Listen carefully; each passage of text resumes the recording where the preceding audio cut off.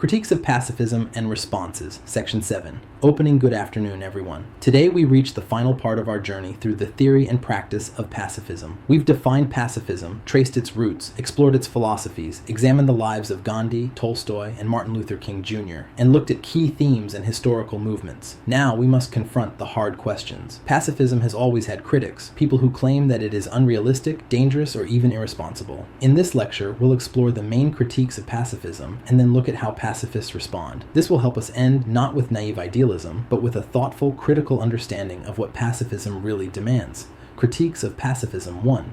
Pacifism is ineffective against aggressors. One of the most common critiques is that pacifism cannot stop ruthless regimes. Example: critics argue that nonviolence could not have stopped Hitler, Stalin, or ISIS. In these cases, violent aggression seems so overwhelming that only armed resistance could succeed. The claim: pacifism is ineffective in the face of totalitarianism or genocidal violence.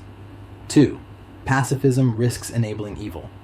Another critique is that pacifism may actually allow evil to flourish. If we refuse to resist with force, aggressors have free rein. Critics ask, isn't pacifism morally irresponsible if it permits violence to spread unchecked? 3. Pacifism is parasitic. Some critics argue that pacifists rely on others to protect them. For example, conscientious objectors in wartime may be protected by soldiers who take on the burden of violence. The critique here is that pacifists enjoy the benefits of security without contributing to it, making them dependent on others' willingness to fight. 4. Pacifism is unrealistic about human nature. Many argue that violence is simply part of human existence. From an evolutionary perspective, conflict and aggression are seen as survival instincts. From a realist political perspective, power and force are necessary to maintain order.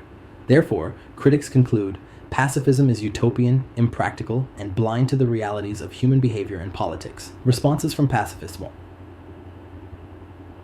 1. Nonviolence. As active resistance pacifists respond that nonviolence is not passivity, it is active resistance. Gandhi's marches, King's sit-ins, and global boycotts are all examples of movements that undermined oppressive powers without violence. Nonviolence is not about doing nothing, it is about doing something radical, disruptive, and transformative without resorting to bloodshed.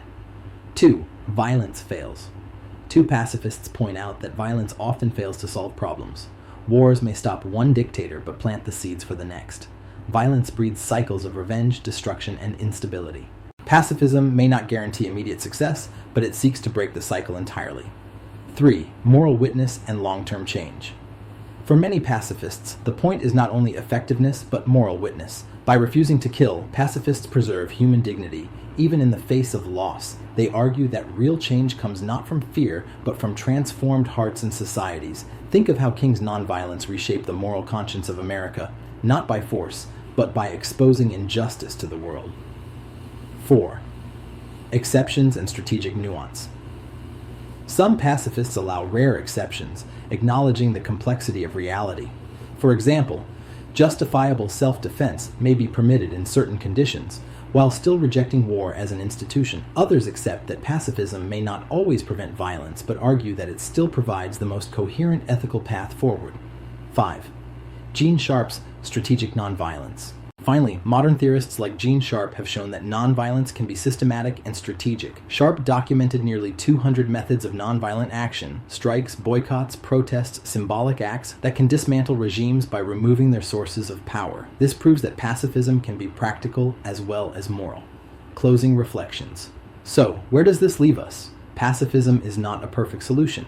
Critics are right to point out that it faces enormous challenges in a violent world, and yet the history of the 20th century also shows us that violence is no guarantee of safety or justice either. What pacifism offers is an alternative vision, one that refuses to mirror the violence of the oppressor, one that seeks justice through compassion, and one that insists that peace is not just the absence of war, but the presence of reconciliation, dignity, and truth.